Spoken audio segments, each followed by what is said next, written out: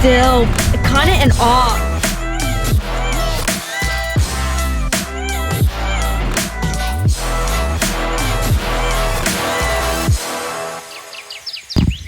Freaking awesome.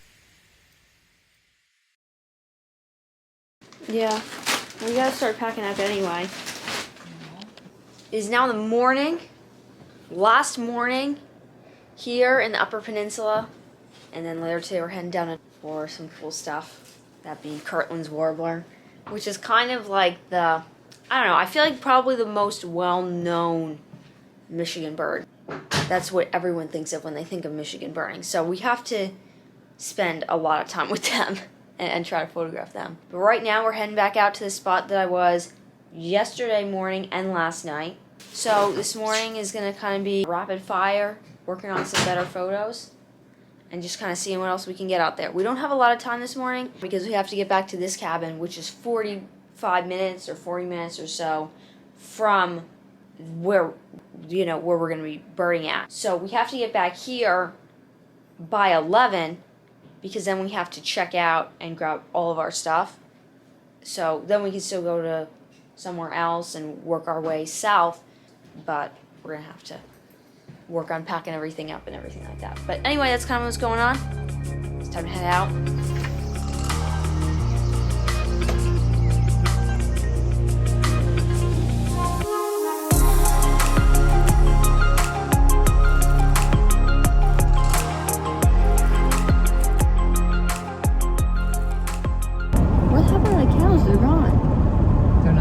Birds are in the trees. Where? Alright, we're gonna back it up. Okay. See, the reason why I want you to back up is otherwise we're gonna flush it. I don't want to do this until I'm ready because this thing might fly when I start seeing the camera go out the window. Dad, go in the front of the back immediately. My battery just died. Go in the battery. Stop.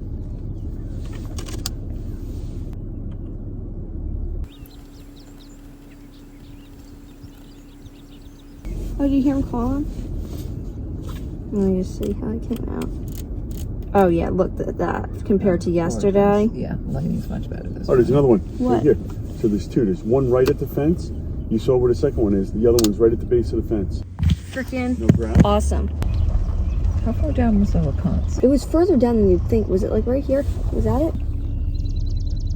That's Swamp Sparrow. Oh yeah, that is the LeConte's. Same spot.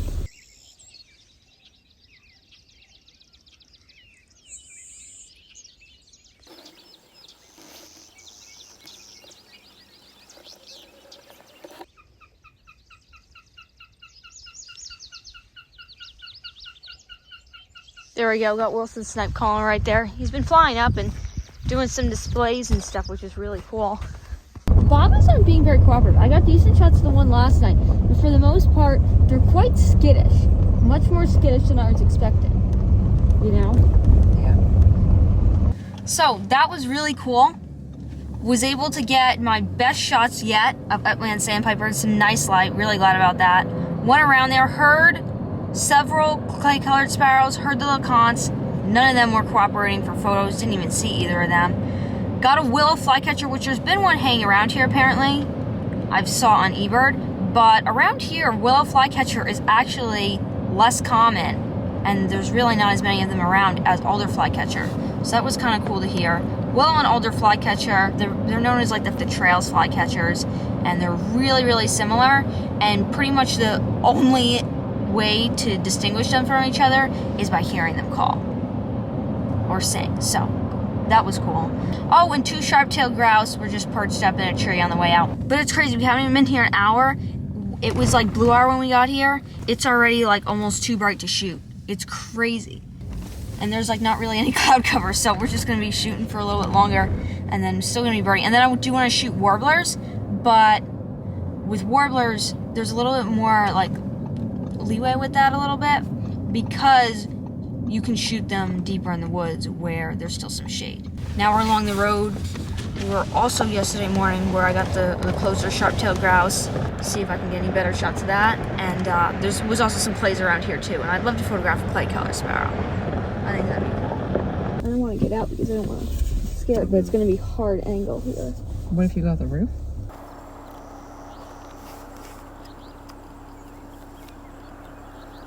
That's just the weirdest thing. Like, I saw that on the roof, and I'm like, is that really the sharp-tailed grouse?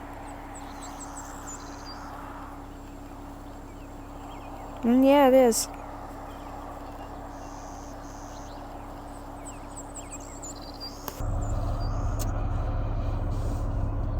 I'm trying to get the other one off. That's just so weird. Why is it sitting there? There we go, though. Honestly, the shots didn't come out too bad. It would have been nice if it was more natural, but that's not where it chose to put itself, so I guess that shows off. This is the habitat. The habitat of the great sharp-tailed grouse. Goes and parks itself on the roof. Oh, who's this on the pole?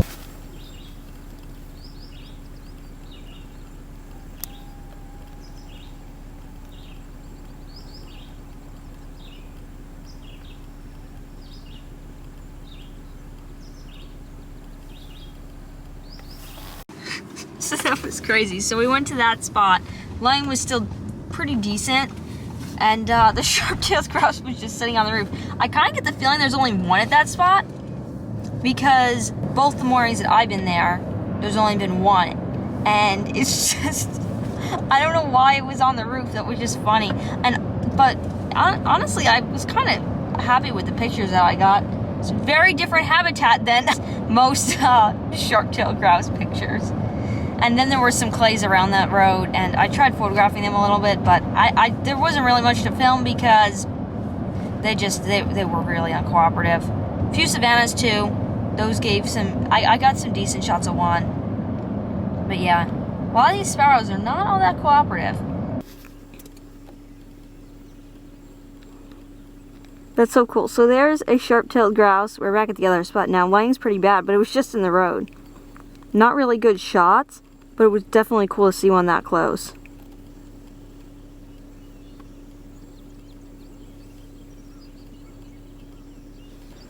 And then on the opposite side of the road, we got one there and one there. And I'll see if I can find any, but there's a few on the ground too. Yeah, there's one right in front of the cows. Hanging with the cows. More of them hanging up there, so cool. Back at the first spot now, that's where there was the grouse in the road. But there's just a black-billed cuckoo. So that's my first Michigan cuckoo, so that's cool. Still have the golden-winged warblers singing. And stuff like that. Now we're going after warblers because, as you can see, it's still pretty shady in here. So, still gonna be good for photography if any warblers are willing to cooperate.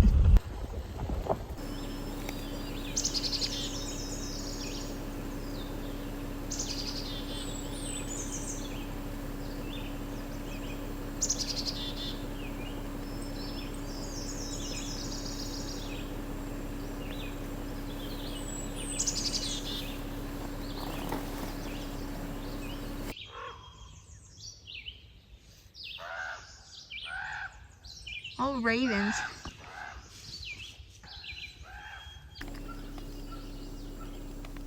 Oh, he's walking away.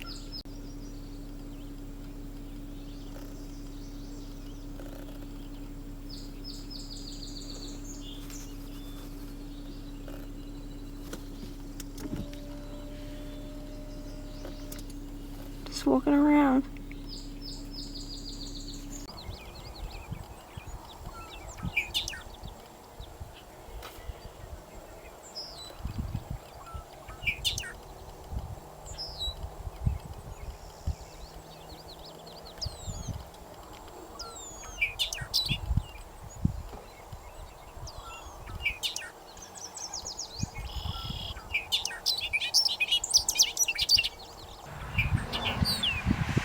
So there we go, just ended out our time in the Upper Peninsula with a nice bobolink singing. They're all around that area, but it was nice to get a nice video of it singing. Heading back to the cabin, gonna pack up all of our stuff, and then we're heading down south Kirtland's Warblers. But that was awesome.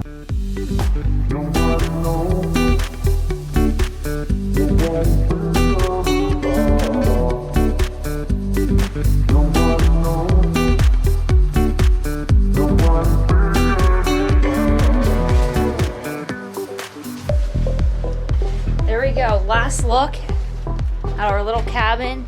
Just listening, there's black marine warblers singing right outside, red start, black-throated green warbler, yellow rump warbler. Time to continue the trip. Time to see even more stuff. Hi. Thank you. Bye-bye. Here we go. Oh, they're giving they take Canadian money at that, Emma. Did they really? How did you know? They just said it. This is Michigan. That's Huron. That's cool. So right now, this is where both of the lakes intersect. You just can see that on the map. And it really does, like, this totally looks like the ocean. Like, look at that. That does not look like a lake.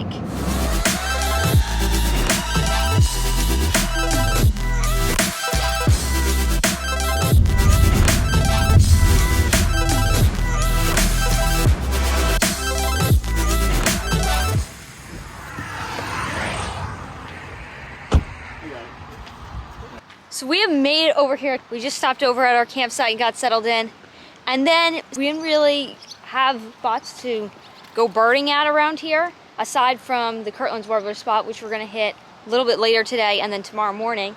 We brought our rods and we decided to do some fishing. So we went over to this tackle shop. It was Wellman's Bait and Tackle. The guy in there really hooked us up, showed us how to do this cool rig, and it was really awesome. What he says they're catching is sheep's head, which is a freshwater drum, which I've never caught before. Apparently they get pretty big. I didn't even realize they were around here, but also, where'd it go?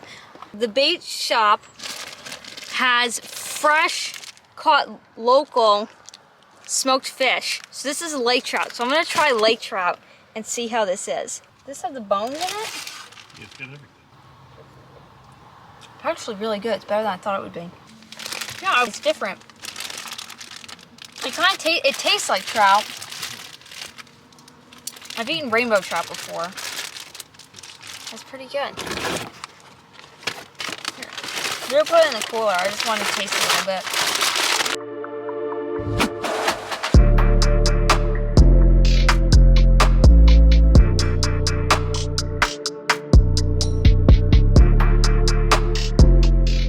So we got the rod all set up right here with a special rig and a whole night crawler on for sheep's head.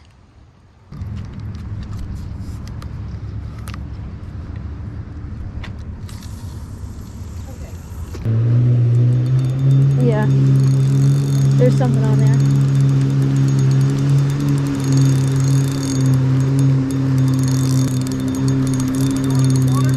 I don't know. I hope I'm not snagged. I mean, it feels like it's coming.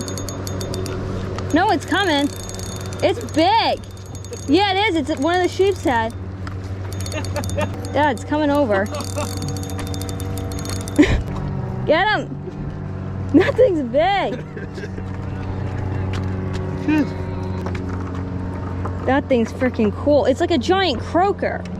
You just want me to chuck him in there? Yeah. Get him in this groove, like in between. Yeah, chuck him. He's made it.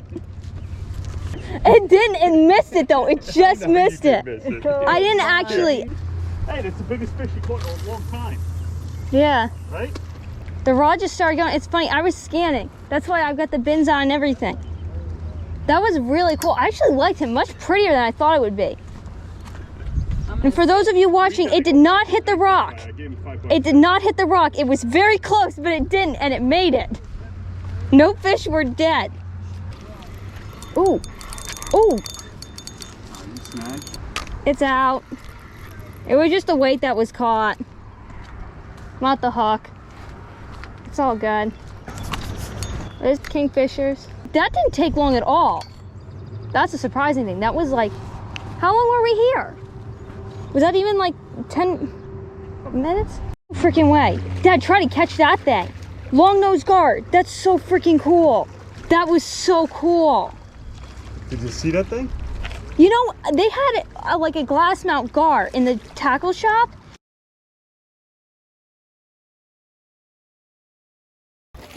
No, there's one on there. False alarm. How's false alarmer go? Whoa, this thing's pulling. Maybe it's the car. This thing's really. This one feels bigger than the other. Nah, he might be the same size. He's trying. I don't want to get on the rocks. Got him? Yeah, go ahead. He's gonna be tougher to get out. Yeah, I see.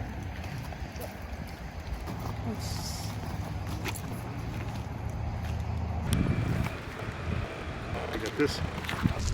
I'm gonna try to like chuck him. There he goes. Whoa, it's pouring now. It's nibbling it. I think it's like a bluegill.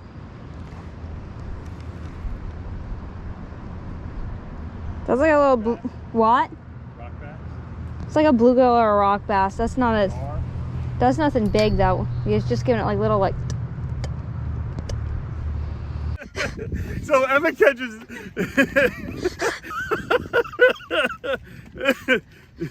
Oh, everybody lines up for the pictures for this, huh? It's small.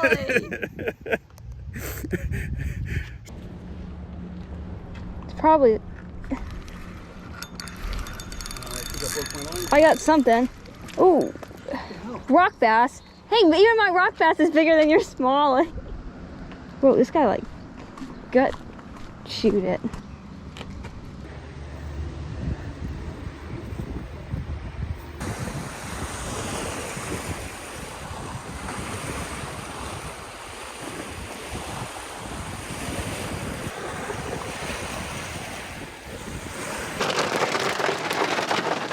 Your door's not shut. Oh, you shut it? Ah! Did anything fall I out? can't believe how No. good this thing went. Okay, and go right for the food. Yeah. So that's crazy. So we literally just got in the car, just finished fishing, and it's downpouring right now. It downpoured for a few minutes when we were out there, but thankfully it didn't last very long. My GoPro has very low battery, and I don't know where my extra battery is. I hope I didn't lose it. I mean, I'm sure it's somewhere. Could be at home for all I know. But I was trying to conserve battery, so I wasn't just leaving it running continuously like I usually do. But I think I got everything on film. So in total, we caught 2 freshwater drum, 1 rock bass, and my dad caught 1 little smallmouth bass. So really successful fishing at the Ossable River. I got some footage of it, right? Like the Ossable River goes out to Lake Huron. And I didn't know if I was gonna have time for any fishing on this trip because I was pretty booked up with a lot of the birding stuff and a lot of my photography stuff. While that was my main priority, the birding and the photography, I definitely wanted to try to get some fishing in. And I'm really glad that I did because caught new lifer fish for me, which was freshwater drum, which I didn't even know was a thing. But thanks to the guy at the bait shop, he really hooked us up, and it's thanks to him that we got to catch those fish. So now we're going to get some dinner, and then I think we're going to check out the Kirtland's Warbler spot. We're going to hit there, photograph there more tomorrow morning, just kind of scout it out. And if there's some good photo opportunities, of course I'm going to take those too. Is that like only in Michigan? I don't even know where he's taking it.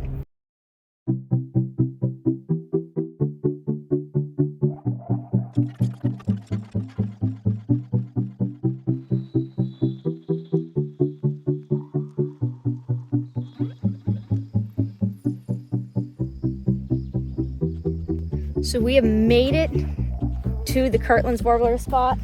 It's so cool to be up here. Actually hear at least 1 or 2 Kirtlands singing right now. They were actually previously really quite endangered, but now I'd have to double check, but I believe that they're not even on the endangered species list anymore because due to a bunch of conservation efforts, they've made a huge comeback. So it's so cool. I hear one sing, so let's try to photograph it.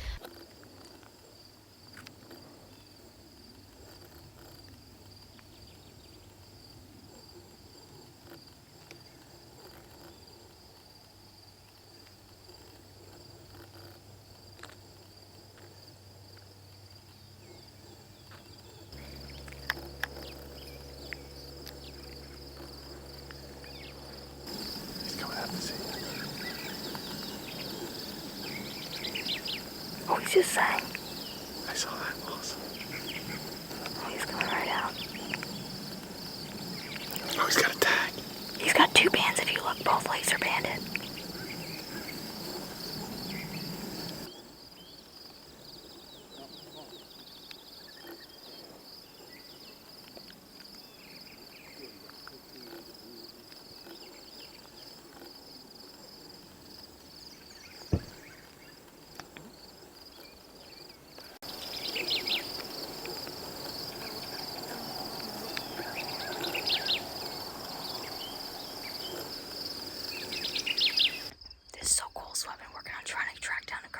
And there's one just like right in front of me, just chilling out, right in the Jack Pines. I actually got my lifer Kirtland's warbler in Maryland last fall.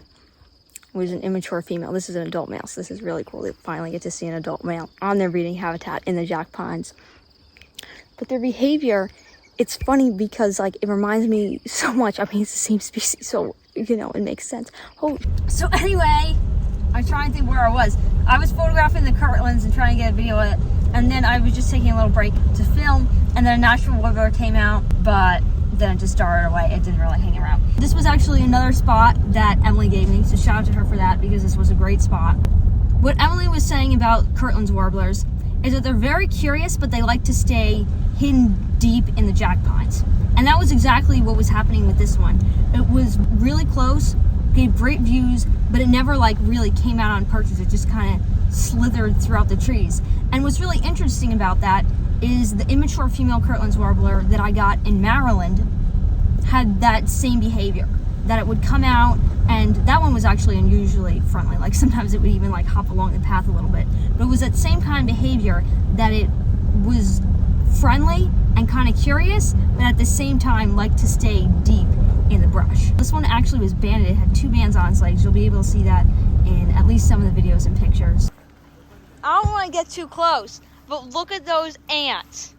Look at them running. Do you see them all? You're going to shoot them at me. That did nothing.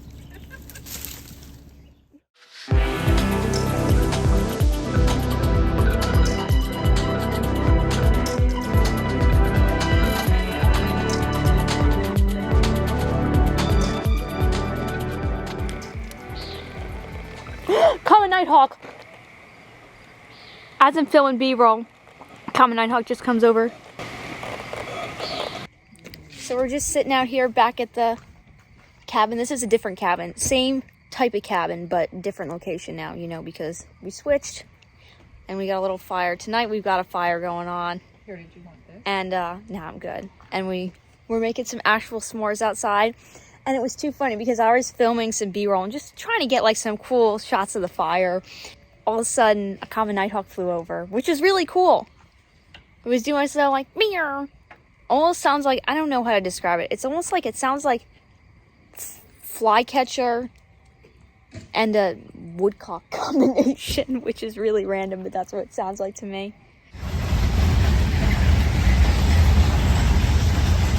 Peaceful night at the campground.